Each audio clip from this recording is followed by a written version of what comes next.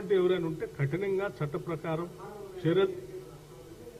ప్రకారం కఠినంగా చర్యలు తీసుకోవాలని కూడా ఎప్పటికే ప్రభుత్వ పరంగా ఆదేశాలు ఇచ్చాం. ఎవరున్నా ఎవరిని ఉపేక్షించేది లేదు, వదిలిపెట్టేది కూడా.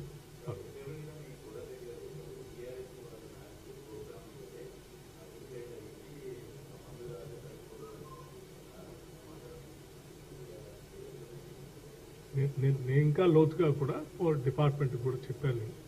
మేము అన్ని రకాల అధ్యయనం చెప్పాం. రెవెన్యూ చెప్పాం, పోలీస్ చెప్పాం.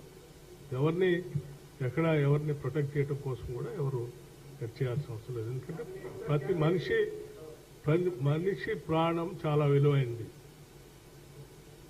అందరి గురించి ఆలోచించడం మా ప్రభుత్వం యొక్క లక్ష్యం. చెప్తాం, వాస్తవాలు బయటకు వచ్చినప్పుడు అన్నీ తెలుస్తాయి.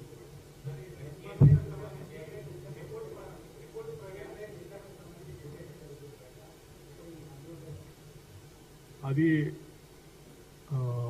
పార్టీ నిర్ణయం, అధిష్టానం నిర్ణయం తీసుకొని చెప్తాను. ఇప్పటికే దానిపైన త్వరితగతిన నిర్ణయాలు తీసుకోవాలని చెప్పి రాష్ట్ర కాంగ్రెస్ కమిటీకి సంబంధించినటువంటి నాయకులంతా కేంద్ర నాయకత్వాన్ని కోరటం జరిగింది. వారు దానిపైన కావాల్సినటువంటి ఎక్సర్సైజ్ చేస్తూ ఉన్నారు. వారు నిర్ణయం ప్రకటిస్తారు.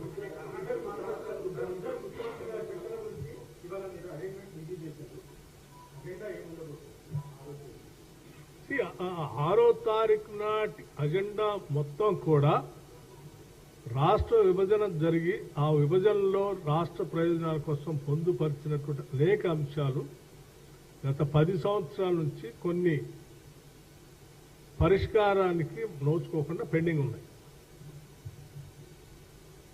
ఆ పరిష్కారానికి నోచుకోకుండా పెండింగ్ ఉన్నటువంటి రాష్ట్ర ప్రయోజనాలు పనికొచ్చే అన్ని కూడా అజెండాలో ఉంటాయి.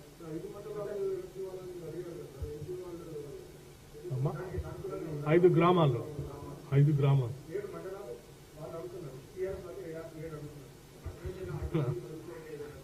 అడిగిన ఆయనకి వారి చరిత్ర మర్చిపోతే ఎట్లా?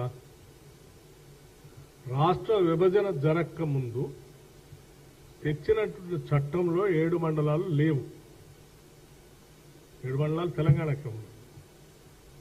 విభజన జరిగిన తర్వాత ఈ రాష్ట్రం ఏర్పడిన తర్వాతనే టీఆర్ఎస్ ప్రభుత్వం అధికారంలో ఉండగానే కేంద్ర ప్రభుత్వం ఆర్డినెన్స్ ఇచ్చి 7 మండలాలని ఆంధ్రాకు అప్పచెప్పింది. 10 ఏళ్లు అధికారంలో ఉన్నారు.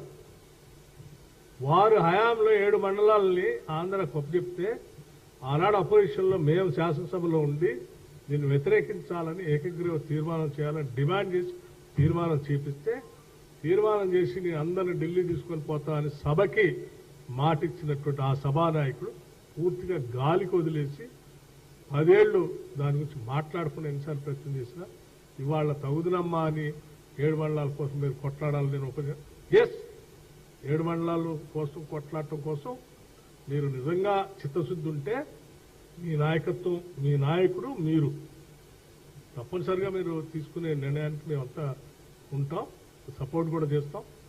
మేము అడిగాం ఆ రోజు, మీ వల్లనే అవి కోల్పోయాం. కాబట్టి ఎప్పటికైనా మీ చిత్తశుద్ధి నిరూపించుకోవడం కోసం మీరు ముగ్గురు దానికోసం ఒక దీక్ష చేయండి. 7 మండలాలు రావటమా పోవటమా ఏదో తెలుద్దాం. చేయండి. ఎందుకు వెనకపోతున్నారు? 10 ఏళ్ళు మీరే కదా కూర్చుని దానివల్ల నష్టపరచడం జరిగింది. దీక్ష కూర్చోండి.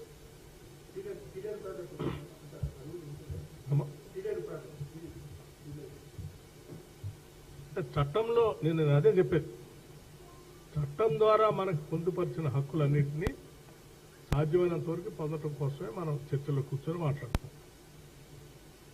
మిగతా అంశాలు మీకు చెప్పాను నేను. వారు వచ్చిన తర్వాతనే వెళ్ళి 10 ఏళ్ళు వారి పుణ్యమే అవి పోవటానికి కారణం. 7 మండలాలు పోవటానికి కారణం కేవలం టీఆర్ఎస్. ఆనాడు టీఆర్ఎస్ బీజేపీ కలిసి ఇద్దరు పార్లమెంట్లో ఒకళ్ళకొకళ్ళు మద్దతు ఇస్తూ చేసుకున్న పాపమే 7 మండలాలు పోయినాయి. కానీ వాస్తవంగా చట్టం వచ్చినప్పుడు 7 మండలాలు పోలే, 7 మండలాలు తెలంగాణలో ఉంది. సో ఆ ప్రాయశ్చిత్తం ఏదైనా ఉంటే వాళ్ళు చేయాలి. ఇప్పుడు